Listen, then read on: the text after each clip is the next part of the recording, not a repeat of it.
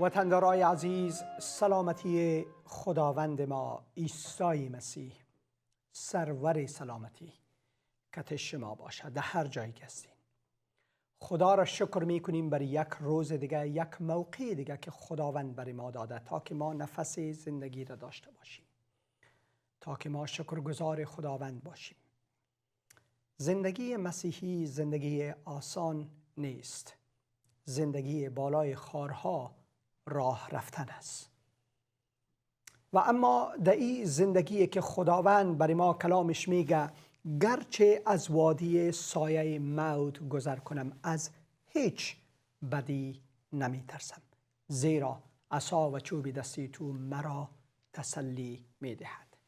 واقعا در این زندگی بسیار مشکل عیسی مسیح کت ما هست قدم به قدم. کسایی که مسیحی ها را آزار میتن، کسایی که مسیحی ها را میکشن، کسایی که مسیحی ها را لعن و طعن میگن و ایره درک نمیکنن که در حقیقتش و مستقیما با خود خدا در جنگ هستن و خود خدا را لعن و طعن میگن و خود خدا را آزار میتن. به خاطر از اینکه خداوند مسیحی ها را فرزندای خود خوانده و در کلام مقدس خدا ما میخوانیم کسی که در مسیح است خداوند بدنی از واره، قلب از واره، خانه خود ساخته. پس در یک مسیحی خداوند خودش با روح خود زیست میکنه و کسی که یک مسیحی را آزار میته او شخص مستقیما خدا را آزار میته. خدا گریه میکنه، خدا احساسات داره و او میبینه تمامی از این نفرت ها را برخلاف مسیحی ها. شما از حادثه ای که در شهر لاهور و در پارک گلشن اقبال رخ داد آگاه هستین که چطور کسایی که حتی در نام خدا میخواین انسان ها را بکشن، اطفال معصوم، خانواده ها را کشتن و هیچ فرق نکردن بین از که کی هست و کی نیست. و اما خدا میبینه تمامی از این چیزها را. از تمام اول وطندارای بسیار عزیز من خواهش میکنم از شما که کتما یک جای شوین. کتما کسایی که در این استودیو هستن، پشت کامرا هستن، در کنترل روم هستن، پشت تلفن هستن، کت تمامی ما یک جای شوین. اگر شما مؤمنین خداوند عیسی مسیح هستین، بیاین که دعا کنیم. بیاین که دعا کنیم برای مردم پاکستان، برای مسیحی های پاکستان دعا کنیم، چرا که این حمله بالای مسیحی ها صورت گرفت در روز عید قیام که خانواده ها در یک پارک جمع شده بودن و جشن می گرفتن و اما واره کشتن. بسیاری ها هم زخمی شده. این کسایی که این کارا را میکنه این را درک نمیکنن که کسایی که کشته شده و امروز در حضور خداوند جلال قرار دارن و هرگز نمیخواین برگردن به این دنیا، به خاطر که در اوجا شادمان و در زندگی جاودان هست. بله، زندگی مسیحی نمیتو است. بله، اگر گروه طالبا به یک چیز کامیاب شد ای بود که راه را زودتر هموار بسازه بر از اینکه این مسیحی ها پیش خداوند در جلال خداوند برسه. کامیابی و پیروزی باز هم از آن مسیحی است. شکست از آن شیطان است و کسایی که پیروای شیطان هستند مثل از این گروهی که این کار را کرده. بیاییم که دعا کنیم که خداوند کمک بکنه. ای خداوندی عزیز، ما تو را شکر میگیم برای امروز. خدایا ما دعا میکنیم برای برادرها و خوارای خود در پاکستان. خدایا تو را تسلی بده، کسایی که عزیزای خود از دست دادن و اما در دست خداوند هستن. هللویا. کسایی که زخمی هستن، مجروح هستن، ای خداوند تو را شفا بده. کسایی که ای خداوند اذیت و آزار دیدن و واره تو تسلی بدی. تو گفتی که من سلامتی خود میتونم، سلامتی خود ببخشه خدا برسوا. برای مردم پاکستان دعا میکنیم خدایا که نور عیسی مسیح را ببینن، محبت عیسی مسیح را بچشن، فیض عیسی مسیح را ببینن و به او برگردن تا که زندگیشان تغییر بکنه، زندگی نفرت و انتقامشان به محبت و فیض و رحمت تغییر بکنه. به نام مقدس خداوند و منجی بشر عیسی مسیح، آمین. وطندار عزیز من روی خط باش، تلفن تا حتما میگیرم. وطندارای عزیز، در یک چند لحظه دیگه این برنامه را ما میخوایم به زبان اردو داشته باشم. زیاد نی 3 یا 4 دقیقه میخوایم مخاطب باشم با برادرها و خوارای ما در پاکستان به زبان شیرین خودشان و میخوایم برشان دعا بکنم.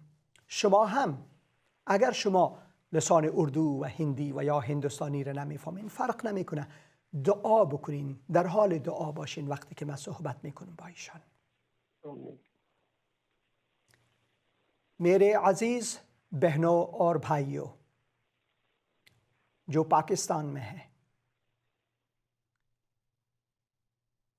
ایک جرم ہوا مسیحیوں کے خلاف، اور میرے مسیحی بہن بھائیوں کو قتل کر ڈالا ان جنایت کاروں نے. بہت سے زخمی ہوئے، بہت سے خانوادے، بہت سے پریوار غمگین ہیں، غم میں ہیں.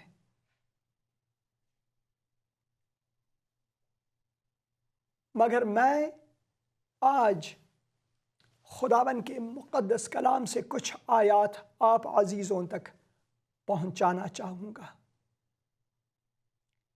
خداوند یسوع مسیح نے واضح طور پر ہمیں کہا، مبارک ہیں وہ جو راست بازی کے سبب سے ستائے گئے ہیں، کیونکہ آسمان کی بادشاہی انہی کی ہے. جب میرے سبب سے لوگ تم کو لعن طعن کریں گے اور ستائیں گے اور ہر طرح کی بری باتیں تمہاری نسبت ناحق کہیں گے تو تم مبارک ہوگے.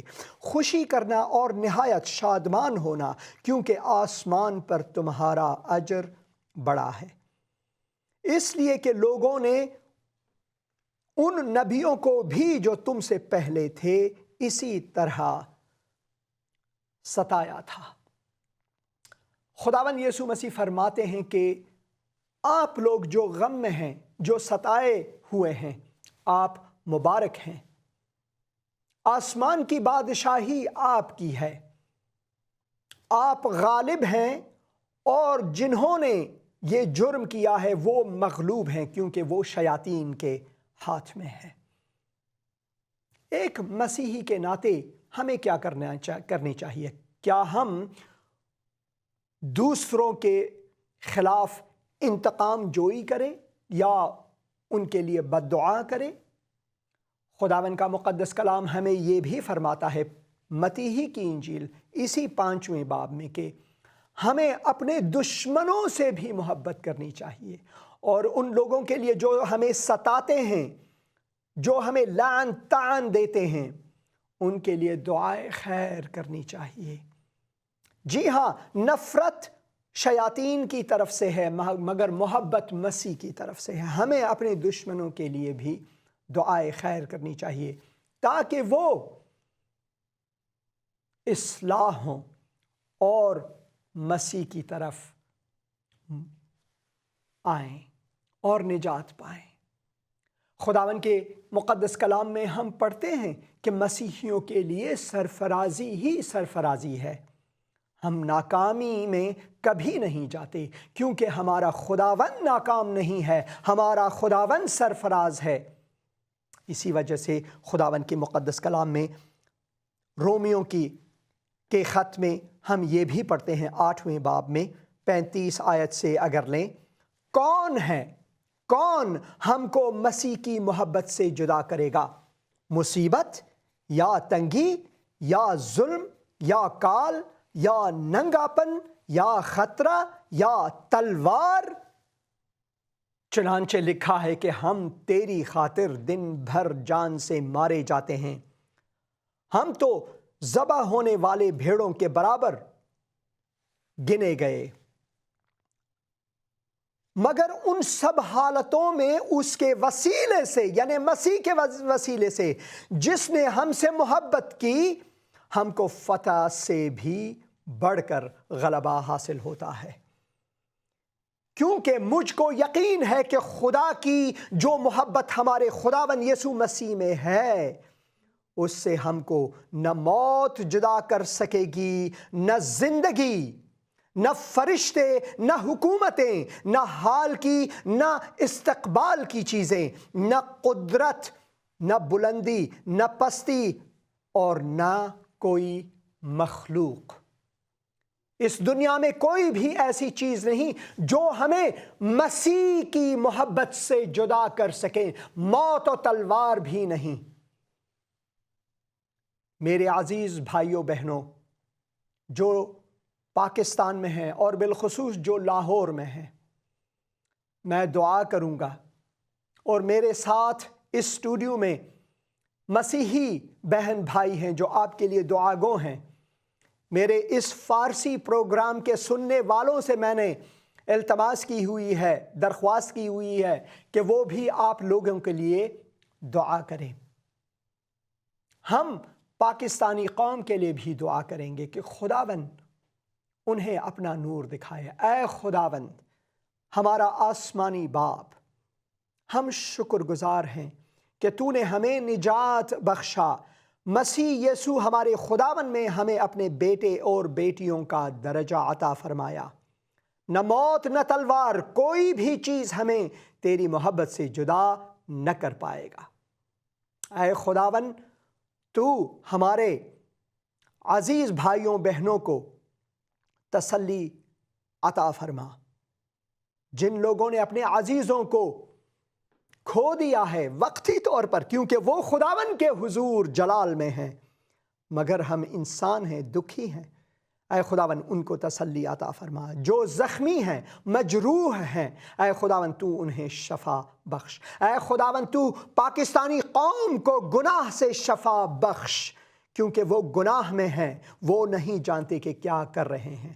اے خداوند تو طالبان لوگوں کو اے خداوند معاف کر، کیونکہ وہ نہیں جانتے کہ وہ کیا کرتے۔ اے خداوند تو ان کے غرور کو مٹا تاکہ وہ تیری طرف مڑیں اور مسیح یسوع کے نور کو پائیں۔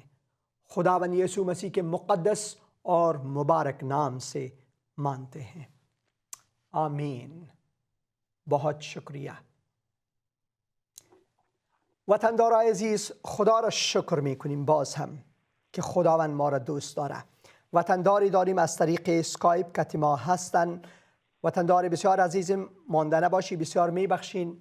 من کمی غمگین هستم، مجبور بودم یک پیام بتم. خداوند برای من گفت ای پیام ما به زبان اردو بتم، از این خاطر این مجبوری از طرف خداوند بود، مجبوری بسیار خوب که ما باید برای برادرها و خوارای خود در دعا باشیم. بفرمایید برادر عزیزم، چیزی گفتنی داشتین؟ الو، سلام برادر حسین. سلام علیکم برادر عزیزم، چی حال احوال دارین؟ خوب بخیر هستین؟ سلامت باشید. تشکر از لطف شما برادر حسین. من علی هستم، از سویدن با شما تماس میگیرم. علی جان برادر عزیز، مانده نباشید، بفرمایید. سلامت باشید. تشکر. واقعا روزهای بسیار سخت و بسیار مشکل هست برای ما مسیحی‌ها، چون که در درد و رنج هستیم. ما واقعا بسیار غمگینیم به خاطر که روزهای عید و این روزهای خوشی برای ماها بسیار مشکل و بسیار دردناک هست. اگرچه در مسیحیت حتی روز مرگ ما هم روز خوشی و روز عید هست برای ما، و خداوند در قلب من این روزی را گذاشت که من از طریق تلفن با شما تماس بگیرم و این را با شما و با بیننده های شما به اشتراک بگذارم. بفرمایید برادر عزیزم. در پیوند با برنامه گذشته تان که از آزادی از ترس و گناه شما گفتین که بله. امروز ما میبینیم که چقدر انسان‌ها به خاطر خدا که اونا میگن این دستور خداست که انسان‌ها را به قتل میرسونه به این شیوه، در صورتی که اینها دستورات خدا نیست، اینها دستورات شیطان هست. بله. عیسی مسیح در کلامش به ما میگه هر کی محبت نداره اون خدا را نشناخته. زیرا خدا محبت است. اسلحه‌ای که وقتی که خداوند در قلب من این را گذاشت، اسلحه‌ای که خداوند داده برای آزادی از ترس و گناه که با آن می توانیم در جنگ با دشمنان یعنی شیطان برویم. در کلام مقدس می‌خوانیم در افسوسیان 6 آیه 14 تا 17: آنگاه دیگر همچون کودکان نخواهیم بود تا در اثر امواج به هر سو پرتاب شویم و با تعالیم گوناگون و مکرر و حیله آدمیان در نقش‌هایی که برای گمراهی می‌کشند ما را به این سو و آن سو برند، بلکه با بیان محبت آمیز حقیقت از هر حیث به هر او که سر است یعنی مسیح رشد خواهیم کرد.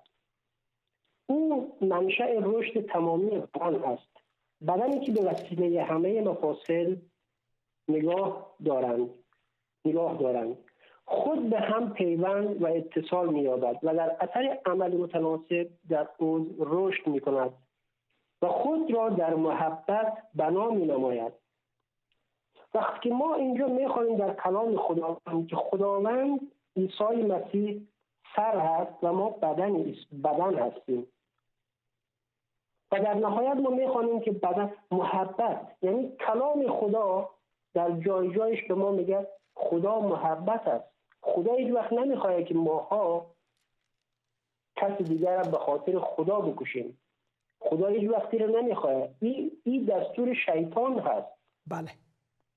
واقعا این روزهای بسیار مشکل است. من امروز می‌خواستم از طریق برنامه شما عید تبریک بگم، عید قیام تبریک بگم و عید باستانی نوروز تبریک بگم. واقعا در من بسیار مشکل بود که من بتونم این رو تبریک بگم، چون برای من خیلی سخت بود، چون حادثه‌ای که در لاهور اتفاق افتاده بود برای من خیلی دردناک و واقعا غمگین شدم از این صحنه. و من می‌خوایم که هموطنان و برادرای مسلمانیم، خوارای مسلمانیم از کلام مقدس خدا بخوانند که اونا خدا را به واقع بشناسه. آمین. خدا چی هست؟ که او برای ما چی تعلیم میده؟ او برای ما تعلیم نمیده که تو بیا انسانها را بکش به خاطر من. وقتی که ما به خدا اعتقاد داریم، خدا مثل از بت نیست، خدا مثل از درخت نیست که ما از اون مواظبت بکنیم. خدا خودش میتونه از خود مواظبت بکنه. پس چی نیازی هست که ما امروز بیاییم انسان‌های را به قتل برسانیم؟ طفلان و کودکان در روز عید پاک اونا چی مشکل داشت؟ چه تقصیر داشت این روز کشته شد؟ من میخوایم که از کلام مقدس اینا بخوانم برای یک بار تا متوجه شویم که خدا هیچ وقت نمیخواد که ما کسی دیگر را به خاطر دین، مذهب، به خاطر خدا بکشیم، بلکه اون میخواد که ما محبت داشته باشیم. همونطوری که خدا قلب من گذاشت زمانی که من به عیسی مسیح ایمان آوردم، به واسطه محبت ایمان آوردم. من خدا رو شناختم، در صورتی که من پدر من را روسا کشته بود، من در ایران مشکلات بسیار دیده بودم، کینه داشتم از برادرای ایرانی خود، کینه داشتم از روسا که به خاطری که پدر من کشته، اما من امروز اونا رو بخشیدم به خاطر محبت عظیمی که خداوند در قلب من گذاشت. من اونا رو تانستم ببخشم و امروز من خیلی خوشحال هستم. که من اونا رو تانستم ببخشم و میتونم محبت داشته باشم. و مسیح، برادر علی، مسیح برای ما اینمی تعلیم میده که ما ببخشیم. او میگه که ما ببخشیم. یگانه فرق بین ادیان، فلسفه های جهانی و کلتورهای جهانی و مسیحیت اینمیست که در مسیح ما قلب بخشش از طرف خداوند گرفتیم. خداوند قلب سنگی ما را از بین برده، بر صلیب از بین برده، محو ساخته و آل قلب داده برای ما که در این زندگی جدیدی که در مسیح ما داریم، غیر از محبت ما حتی حق نداریم که نفرت کنیم. غیر از محبت ما دیگه چیزی نمیتونیم. غیر از اینکه ما فیض خدا را از زندگی خود جاری کنیم، دعای خیر برای مردم بکنیم، دیگه چیزی ما حق نداریم بکنیم. چون کلام خدا برای ما حکم میکنه. برای مسیحی ها علی جان این یک مسئله انتخابی نیست که ما اینی را محبت میکنم و اونو را که از من نفرت میکنه یا کمی نفرت میکنم. نه، خداوند قمانده کرده که دشمنایتان حتی دوست داشته باشین. بله برادر علی بفرمایید.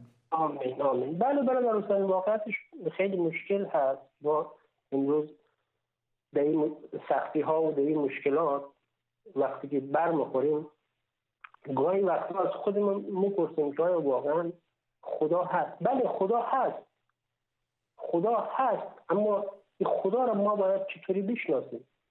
باید چطوری متوجه باشیم که خدا وجود داره؟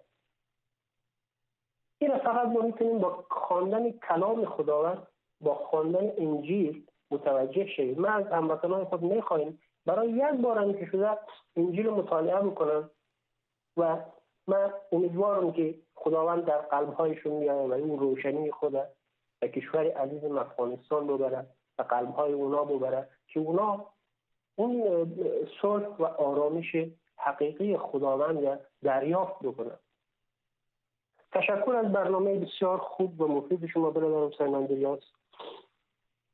خواهش میکنم. از فیض خداست علی جان، از فیض خداست. تشکر از شما که در این برنامه زنگ زدین. تشکر از کلمات واقعا بسیار تشویق کننده، ضمناً پر از برکت که خداوند شفاعت کنه، خداوند کمک کنه مردم ما را، خداوند انسانها را کمک کنه که او را بشناسن. تشکر. آمین.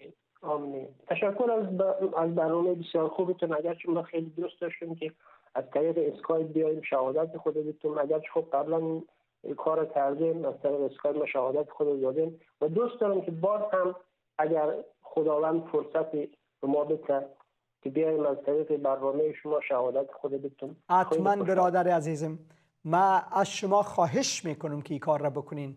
این باعث تشویق دیگه مؤمنین میشه و همچنین باعث برکت برای تمامی وطندارای عزیز ما میشه که ببینن که چرا یک افغان به عیسی مسیح ایمان میاره. این بسیار مهم است. شهادت دادن بسیار بسیار قوی و مهم است. خداوند عیسی مسیح خودش واضح گفته که وقتی که روح القدس بر شما بیاید شما قدرت خواهی گرفت و شاهدان من خواهی شد در اورشلیم و در یهودیه و سامره و تا اقصای جهان، تا آخرین نقطه جهان شما شاهدای من خواهید بود. و خداوند ایره برای ما اینمی را داده که بروین و شاهد باشین و ما تشویق میکنم شما خواهش میکنم که شما این کار را بکنین. شماره تلفنتان پیش ما اینجا رسیده و من نوت میکنم علی جان برادر عزیز من و ما که شما امروز بعد از برنامه بخیر تماس میگیرم، هماهنگی میکنیم که شما نه تنها شهادتتان بتین تا یک برنامه بلکه از کلام خدا هم بخش بکنین. حتما این کار را میکنیم. تشکر برادر حسین اندریاس. خداوند شما را برکت بده برادر عزیزم. بسیار تشکر. باز هم خدا حافظتان باشه. خدا را شکر میکنیم بر از این برادر بسیار عزیز ما علی جان که واقعا زنگ زدن. ما بسیار تشویق شدم و خدا را شکر میکنم برای محبتش نسبت به ما انسان ها. خدا را شکر میکنیم که خداوند واقعا هر روز وطندارای عزیز ما را به طرف خود میکشانه. هر روز مردم به عیسی مسیح ایمان میارن. هر روز به عیسی مسیح ایمان میارن. این جای شکرگزاری هست. در مورد حادثه‌ای که در مورد از این جنایتی که صورت گرفت در لاهور پاکستان، یک سرود هندی در یاد من میآید که در این سرود هندی ما این قسم میخوانیم: کانٹوں پہ چلوں گا تیرے لیے، بالای خارها راه میرم برای تو، دکھ بھی اٹھاؤں گا تیرے لیے، درد هم تحمل میکنم به خاطر تو.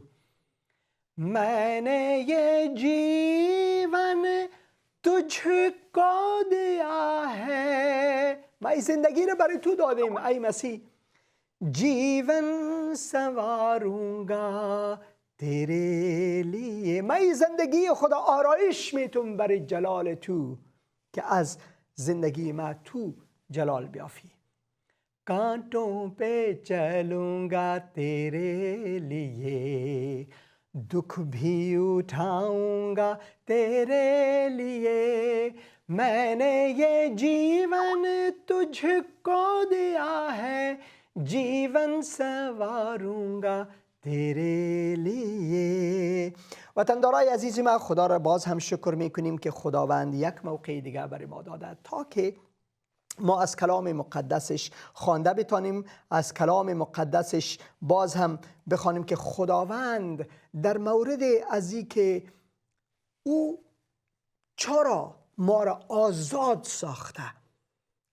در کلام خدا ما میخوانیم که او ما را آزاد نساخته که ما بی‌بندوبار باشیم، بلکه او ما را از بی‌بندوباری آزاد ساخته، در نیکویی خود آورده. این را خداوند برای ما انجام داده. پس موضوع ما باز امروز در ادامه دو برنامه گذشته، آزادی از ترس و گناه. آزادی از ترس و گناه است. امروز ما باز هم در این مورد میخوانیم خواست خدا در آزادی ما. خداوند میخواهد که ما آزاد باشیم. در کلام مقدس خدا در رساله به غلاطیان فصل 5 آیت 13 ما ایره میخوانیم: ای برادران، شما به آزادی خواسته شده اید، ولی نگذارید که این آزادی به بی‌بندوباری و برای برآوردن هوس‌های جسمانی شما تبدیل گردد، بلکه با محبت یکدیگر را خدمت کنید. کلام خدا بسیاری جوازی است. کلام خدا برای ما میگه که خداوند ما را از بی‌بندوباری آزاد ساخته. پس آزادی که خداوند برای ما داده، ما نباید از این سوء استفاده غلط کنیم، بلکه ما از این استفاده کنیم که خداوند جلال بدیم. و در آخر از این آیت چی داده؟ کلام خدا چی میگه؟ بلکه با محبت یکدیگر را خدمت کنیم. کلمه محبت. پس ما آزاد هستیم که مردم محبت کنیم، بلکه ما را خداوند ای آزادی را بر زمین خاطر داده که ما محبت کنیم. ما را ای آزادی را داده که حتی دشمنای خود محبت کنیم و بر از دعای خیر کنیم، بد دعا نه. پس خداوند ما را آزاد نساخته که ما نفرت کنیم، انتقام بگیریم، بلکه ما را آزاد کرده که ما محبت بکنیم. ای را کلام مقدس خدا برای ما میگه. گناه های ما بخشیده شده. در کلام مقدس خدا ما ایره میخوانیم، واضح است. اعمال رسولان فصل 10 آیت 43 برای ما میگه: تمام انبیا به او، یعنی به مسیح، شهادت میدهند که هر کسی که به عیسی ایمان آورد به وسیله نام او گناهانش آمرزیده می شود. خداوند ما را از گناهان ما آزاد ساخته. خداوند ما را از گناهان ما آزاد ساخته. دیگه ما برده گناه نیستیم، غلام گناه نیستیم، غلام شیاطین نیستیم، گپای شیطان دیگه ما گوش نمی کنیم، بلکه آل خداوند ما را برای نیکویی خود آزاد ساخته. از گناه، از قید گناه، از زنجیرهای گناه ما را آزاد ساخته. آل ما باید به نیکویی خداوند بریم. این هست گناهان ما که بخشیده شده توسط خداوند ما، توسط منجی ما. کلام خدا میگه که ما از بردگی گناه آزاد شدیم. باز میخوانیم در رساله رومیان فصل 6 آیات 7 و 8 میگه که زیرا اگر ما در مرگ مانند مرگ او با او یکی شده ایم، به همان طریق در قیامت مثل قیام او نیز با او یکی خواهیم بود. یکی خواهیم بود. این را ما در کلام مقدس خدا میخوانیم. کلام خدا برای ما این را بسیار واضح میکنه. میگه که اگر ما در مرگ او سهیم هستیم، چون عیسی مسیح مصلوب شد. عیسی مسیح مصلوب شد، او را به صلیب کشاندند و در اوجا او غالب شد بر موت و گناه. به همون ترتیب برای حیاتی که خداوند برای ما میته هم از طریق زنده شدن عیسی مسیح. چی میگه؟ زیرا اگر ما در مرگ مانند مرگ او با او یکی شده ایم، به همان طریق در قیامت مثل قیام او، در زنده شدن مثل زنده شدن او، در رستاخیز مثل رستاخیز او نیز با او یکی خواهیم بود. این را میدانیم که آن آدمی که در پیش بودیم، آدمی که قبلا بودیم، آدمی که پر از انتقام بودیم، آدمی که پر از نفرت بودیم، آدمی که ما کینه‌جو بودیم، آدمی که ما فحش از دان ما میرفت، آدمی که صاحب ما هر بیبندواری را از خود انجام میدادیم، آدمی که دروغ میگفتیم و او را تقیه نام میدادیم، آدمی که دروغ میگفتیم و او را مصلحت نام میدادیم. خداوند از تمامی از او چیزا ما را آزاد ساخته، از تمامی از او چیزا، از قید از او چیزا آزاد ساخته. آل چیز کلام خدا میگه این را ما میدانیم که آن آدمی که در پیش بودیم، آن آدمی که ما قبلا بودیم، آن انسانی که ما قبلا بودیم دیگه ما او آدم نیست. میگه این را ما میدانیم. کلام خدا میگه بسیار واضح برای ما میگه این را ما میدانیم. وطندار عزیز ما لطفاً روی خط باشین، تلفنتان میگیریم. لطفاً روی خط باشین. من آیات میخوانم و تلفنتان میگیرم. میگه که دیگه ما او آدم نیستیم. ما میدانیم که آن آدمی در اینجا واضح نوشته است. ما میدانیم که آن آدمی که در پیش بودیم با مسیح بر روی صلیب او کشته شد. دیگه ما او آدم قبلی، آدم کینه‌جو، آدمی که پر از نفرت، آدمی که پر از فحش، آدمی که گناهکار بودیم، او دیگه نیستیم. نشست تا نفس گناهکار نابود گردد و دیگر بردگان گناه نباشیم. کلام خدا برای ما این را واضح میکنه. زیرا کسی که مرد از گناه آزاد شده است. اگر ما با مسیح مردیم، ایمان داریم که همچنین با او خواهیم زیست. این را کلام مقدس خدا برای ما میگه. کلام خدا برای ما میگه خداوند ما را از بدیهای گناه آزاد ساخته. خداوند برای ما میگه که دیگه ما او انسانهای قدیمی که بودیم نیستیم. آل تمامی از او چیزا در صلیب عیسی مصلوب شده و خداوند ما را آزاد ساخته از او. وطندار عزیزم بسیار میبخشین تلفنتان قطع شد و شما میتونین دوباره زنگ بزنین اگر بخواین. و اما متاسفانه ما یک نفر هستم که تلفن هم میگیرم و تعلیم هم میتونم و خواهش میکنم اگر دوباره زنگ بزنین خوب میشه. پس در کلام خدا چی میخوانیم؟ میخوانیم خداوند ما را از ترس دنیا و شیاطین هم آزاد ساخته. ما را از گناه آزاد ساخته. ما آزاد هستیم. ما دیگه در نیکویی خداوند قدم میزنیم. ما دیگه عطر معرفت عیسی مسیح را بین انسانها می افشانیم. قبلا ما معطر از فیض خدا، از محبت خدا، از رحمت خدا نبودیم، بلکه ما انسانهای بودیم که پر از انتقام بودیم، پر از نفرت بودیم، پر از گپگوی و تمامی از این چیزا بودیم. با وجود از اینکه بسیاری های ما شاید اقرار نکنیم، ولی اینمی حالت انسان همه گناه کردن و از جلال خدا محروم است. کلام خدا برای ما میگه هیچ کسی گفته نمیتونه که در طول زندگی خود ما برخلاف هیچ کسی هیچ چیزی نگفتیم و یا دروغ نگفتیم و یا کدام چیزی را بدی کسی را نگفتیم و غیبت گویی نکردیم و بسیار امثال های از این گناه های کلانتر است. بسیاریا قتل کردن، بسیاریا زنا کردن، بسیاریا کلانتر گناه ها را انجام دادن. هیچ کسی ما گفتن نمیتونیم که ما بدون گناه هستیم. نفرت کردن خودش، غیبت کردن گفتش، کسی را بد گفتن خودش، بالای کسی حتی قهر شدن خودش گناه هست. پس ما گناهکار هستیم و اما خداوند ما را آزاد ساخته است. آل خداوند ما را از ترس دنیا و از شیاطین آزاد ساخته. کلام خدا در امثال فصل 1 آیات 32 و 33 برای ما در مورد از این قسم میگه. مردم نادان گوش کنین وطندارای عزیز من نشست.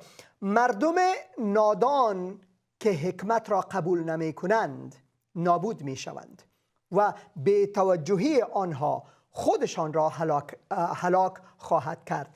کسی که به کلام خدا گوش نمیده، کسی که به عیسی مسیح ایمان نمیاره، این نادانی است و این نادانی متاسفانه واره به هلاکت میکشانه بالاخره.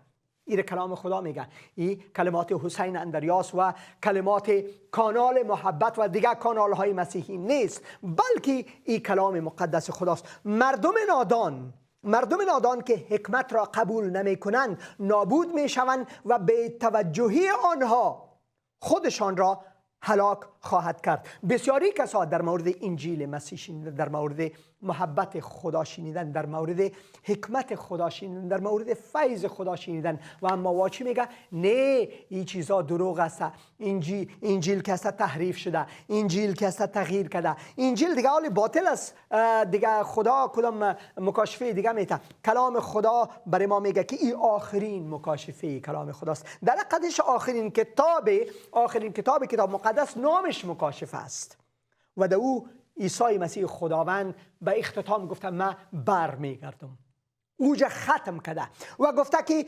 کسی که در این کتاب هیچ چیزی اضافه کنه و یا از این بکشه، من از حیات از کتاب حیات میکشم، نام از او را میکشم. و کلام خدا برای ما ایره واضح کرده که هیچ کسی قدرت نداره که کتاب مقدس تغییر بده.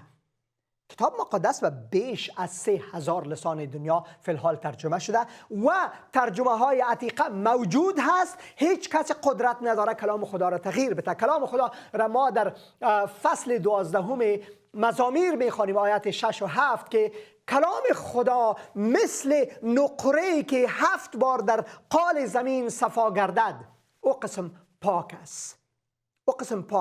و خداوند خودش از کلام خود محافظت میکنه با این که در دست انسان بر راهنمایی انسان ایره بته. پس امکان نداره که کسی کلام خدا را تغییر بده، چون خدا ابر قدرت است. خدا میتونه که او انسان سزا بده، جزا بده. خداوند میتونه که کلام خدا از تغییر خوردن نجات بده. خداوند انسانها را نجات میده، بدترین انسانها را نجات بده. کلامش است. خادمین خداوند کلام خدا را از بر گرفتن. و دومی دیگه کلام خدا باطل شده نمیتونه، چون خدای ما خدای باطل نیست، خدای ما خدای حق است. و عیسی مسیح گفت که آسمان و زمین از بین میره و اما کلام ما هرگز از بین نمیره. در کتاب اشعیا نبی ما میخوانیم که گیاه از بین میره، تمامی از این چیزها از بین میره و اما کلام خدا همیشه پایدار هست. پس متوجه باشین کسی که این چیزها رو برای شما میگه گپایشان گوش نکنین، به خاطر از اینکه کلام خدا همیشه هست و امروز هم به اونمو قدرت هست. روزی که خداوند ایره داده، روزی که خداوند ایره برای ما داده، برای راهنمایی ما داده، امروز هم اونمو قسم قدرت داره. از همین خاطر است برادر علی گفت که زندگیشان تغییر داد. او گفت که درد و رنج دیده، او گفت که مشکلات دیده و با وجود از این او بخشیده او کسایی که این ظلم در زندگی برادر عزیز من آورده. او بخشیده یاره. خداوند برادر علی را از نفرت ها آزاد ساخته، از نفرت آزاد ساخته، از ترس از دنیا و از شیاطین آزاد ساخته. مردم نادانی که حکمت را قبول نمیکنند نابود میشوند و به توجهی آنها خودشان را هلاک خواهد کرد. اما کسانی که متوجه بود، اما کسانی که به من گوش میدهند، اما کسانی که به مسیح گوش میدهند، اما کسانی که به کتاب مسیح گوش میدهند، اما کسانی که به خداوند زنده گوش میدهند، اما کسانی که به من گوش بدهند در آرامش زندگی خواهند کرد و از هیچ چیز نخواهد ترسید. در آرامش زندگی خواهد کرد و از هیچ چیز نخواهد ترسید. کلام مقدس خدا در مورد از اینکه آرامش مسیح برای ما مهیاست چی میگه؟ عیسی مسیح خودش واضح میکنه. ما بارها از طریق از این برنامه ایره ما پخش کردیم. عیسی مسیح میگه ای تمامی زحمت کشان و گرانباران نزد من بیایید، من به شما آرامی خواهم بخشید. یوغ مرا بر خود گیرید و از من تعلیم یابید، زیرا من نرم دل و فروتن هستم و جانهای شما آرامی خواهد یافت، زیرا یوغ من خفیف و بار من سبک است. نزد من آیید ای گران باران، من خود شما را آرامی خواهم بخشید. من راه و راستی و حیات هستم، من منبع شادی الهی هستم. عیسی مسیح میگه من برای شما آرامش میتم، من برای شما آرامش میتم. او ورژن ایرانیش بود و سرود، ورژن افغانیش این قسم میشه: نزد من بیاده هم آرام جان، بار سنگینت به دوش من بمان. نزد من بیاده هم آرام جان، من راه و من راستی، من نجاتت از بدی. بیا به نزد من بگیر راحت در زندگی.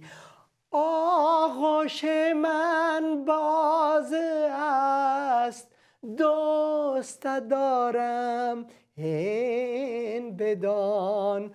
آغوش من باز است، دوست دارم این بدان.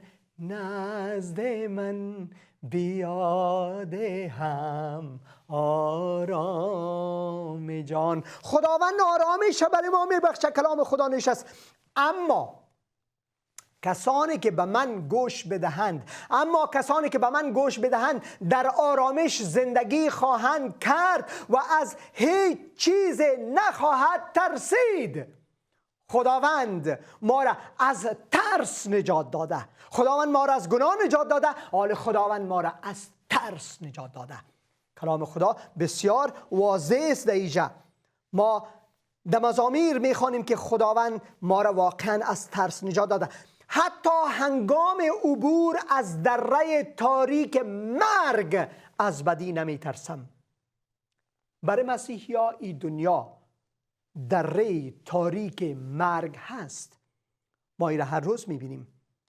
گروه داعش مسیحی ها را گردن میبرند، طالبا مسیحی ها را با انتحاری شدن جان خودم از بین میبرند و مسیحی ها را از بین میبرند. چندین حادثه شده در چند سال گذشته. شما در کلیسایی که در شهر پشاور بود بسیار ده ها مسیحی در اونجا کشته شد، بسیاری ها هم زخمی شد. در یوحنا آباد هم یک چند وقت پیش به همین ترتیب مسیحی ها را کشتن. و آل در روز عید قیام، روز عید پاک هم عین کار شد. یا پر از نفرت هستند، چون که یا پیروی پدر خود شیطان میکنن و انسانهای بیگناه را میکشن. و اما مسیح برای ما حکم از این را داده که نترسین، نترسین. در کلام مقدس خدا بعضی کسا میگن، حساب کردن، میگن که 365 بار کلمه ترس نخورین نوشته شده. یعنی که در یک سال 365 روز است. برای هر روز خداوند برای ما یک وعده داده، یک کلام داده که نترسین. پس ما نمی ترسیم از موت و گناه. خداوند ما را از موت و گناه آزاد ساخته، خداوند ما را از ترس آزاد ساخته. حتی هنگام عبور از دره تاریک مرگ از بدی نمی ترسم، زیرا تو همراه من می باشی. عصا و چوب دستی تو مرا تسلی می دهد. در حضور دشمنانم دسترخوانی برایم تهیه نموده. سر مرا بر روغن تدهین می نمایی و پیمانه ام را لبریز می کنی. مزامیر فصل 23 آیات 4 و 5. خداوند چبان من است، از کی من ترس داشته باشم؟ من هر چیز دارم. خداوند چوپان من است، محتاج نیستم به هیچ. بله، من محتاج به هیچ چیزی نیستم. کلام خدا ایره برای ما میگه پدر آزادگان راستین خود خداست. ما آزاده، مردم آزاد هستیم، قوم خدا هستیم، فرزندای خدا هستیم. کسی که در مسیح است پدر ما خداست. زیرا آن روحی که خدا به شما داده است، کلام خدا اینجا در رومیان فصل 8 آیت 15 میگه زیرا آن روحی که خدا به شما داده است شما را بردن نمی سازد و موجب ترس نمی شود. چی؟ موجب چی نمی شود؟ باز موجب ترس نمی شود. ما روح را داریم که خدا برای ما ایره داده و این ما را بردن نمی سازد و موجب ترس نمیشه، بلکه آن روح شما را فرزندان خدا میگرداند و ما به کمک این روح، کدام روح؟ که روح خود خداست، به کمک این روح در پیشگاه خدا فریاد میکنیم ابا ای پدر. ابا ای پدر. ما رشته داریم با خدا توسط قربانی که عیسی مسیح بر صلیب داد. او ما را با خدا رشته فرزندی و پدری داده. او پدر آسمانی ماست و ما فرزندان او هستیم. ما آزادگان هستیم و پدر آزادگان راستین خود خداست. خدا پدر آسمانی ماست. از همین خاطر ما در پیشگاه خدا فریاد میکنیم ابا ای پدر. چقدر شیرین است ابا ای پدر.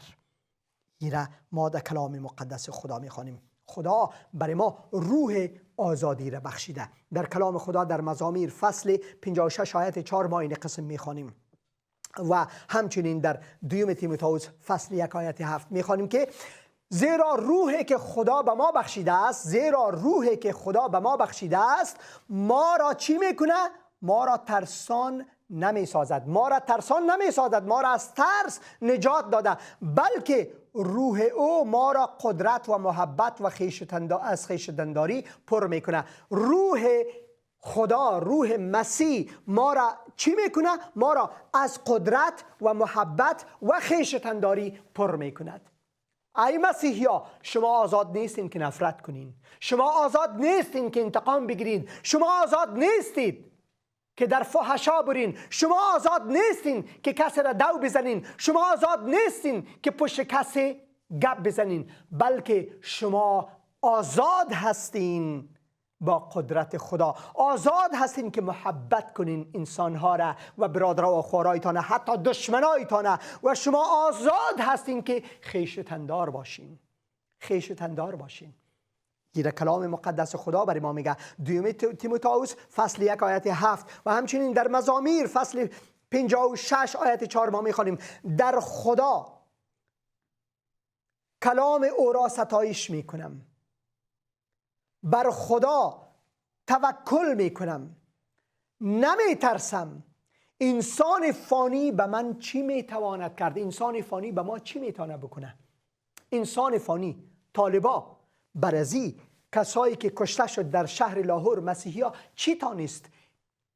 تنها یک کار کردن، واره از این دنیا کشتن، بلکه جسمشان کشته شد و اما روحشان به حضور خداوند پرواز کرد.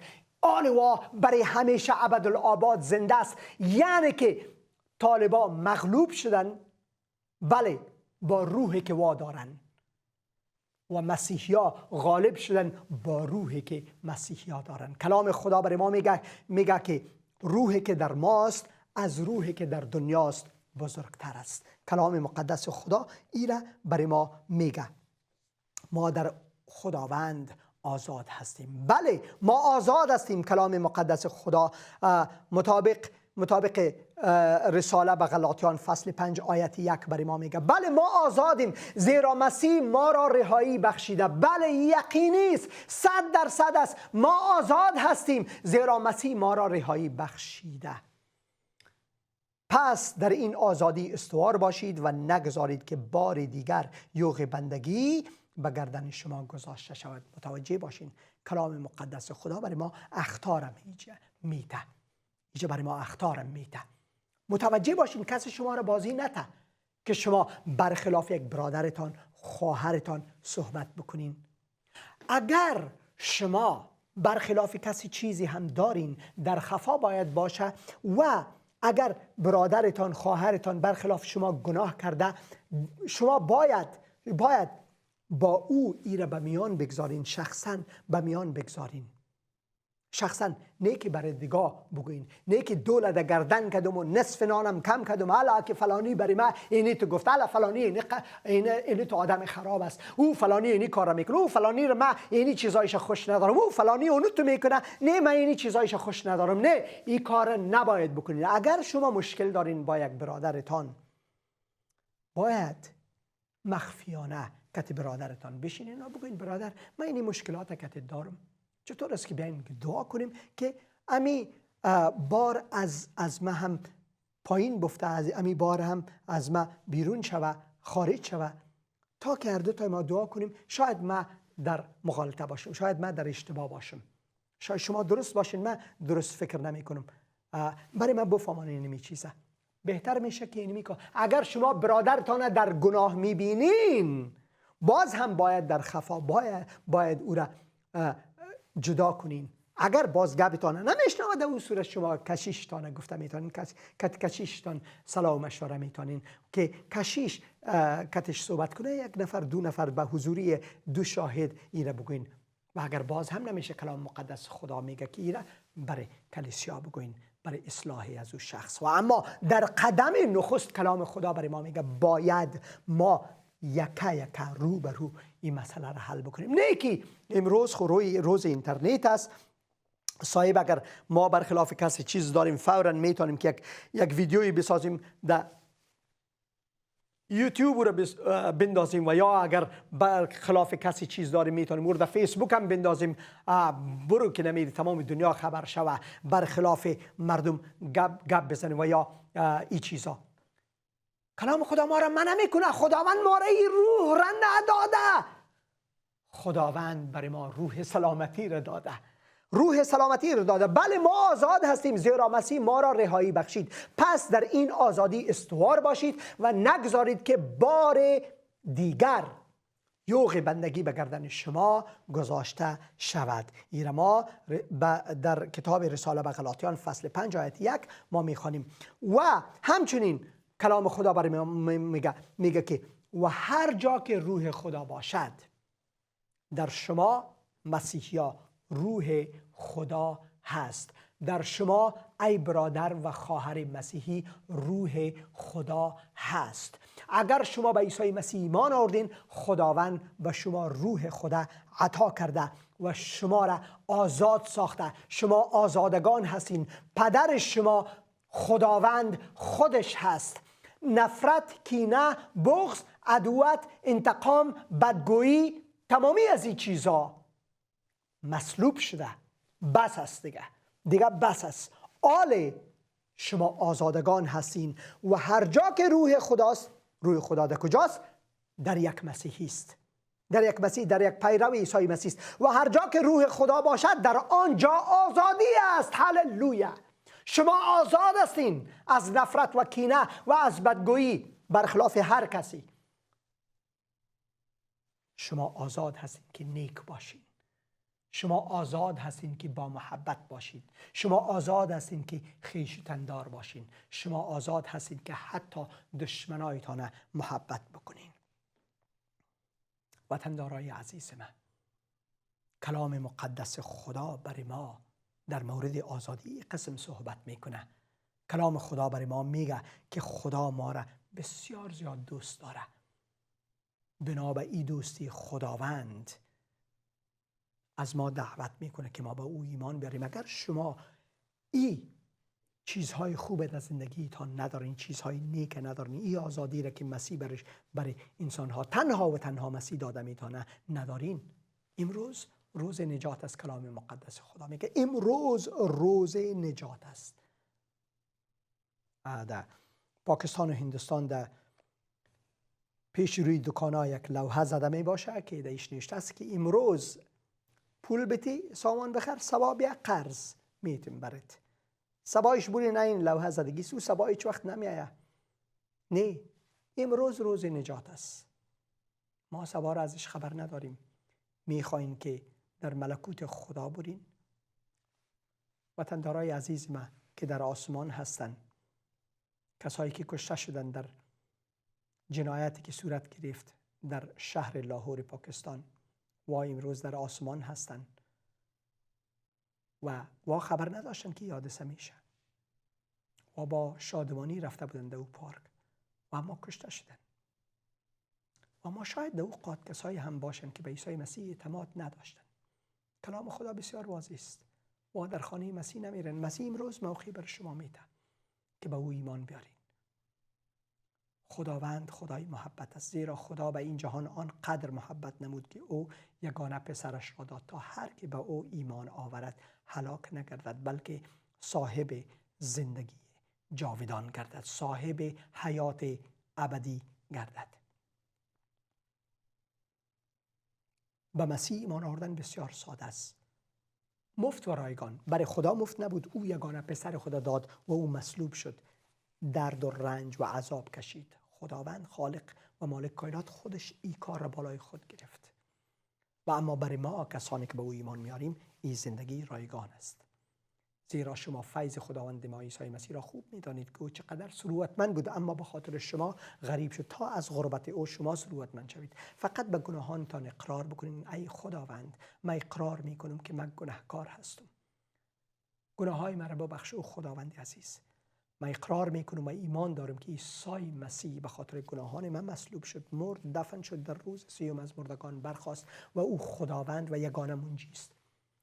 من او را قبول میکنم. ای عیسی مسیح، وارد قلب من شو و مرا نجات بده، زندگی مرا تغییر بده، مرا آزاد بساز، مرا آزاد بساز در خود ای خداوند، مرا آزاد بساز از گناه، مرا آزاد بساز از ترس، از نفرت، از کینه، از بغض و عداوت، در نام مقدس خداوند و یگانه منجی بشر عیسی مسیح. آمین. فقط این مقدر دعا. عیسی مسیح امروزم صدا میکنه شما را که من پشت دروازه قلبتان ایستاده تک تک میکنم. کسی که به من ایمان بیاره بر از حیات جاودان. در فیض خداوند شادمان باشید. آمین.